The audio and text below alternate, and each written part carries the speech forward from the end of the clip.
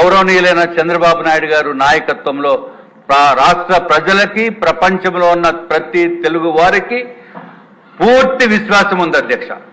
అట్లాగే ఇంకొక విషయం కూడా గౌరవ ముఖ్యమంత్రి గారి ద్వారా ప్రజలకి కూడా చెప్పవలసిన అవసరం ఉంది.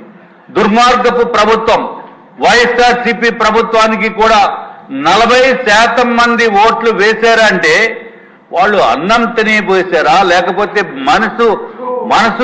మనసుతోటి ఆలోచించి ఓటు వేశారా, ఏ విధంగా ఓటు వేశారా అనేది మాకైతే అర్థం కావటం లేదు అధ్యక్ష. ఇది కూడా ఓటు హక్కు వినియోగించుకోవడం ప్రతి ఒక్కరి హక్కు.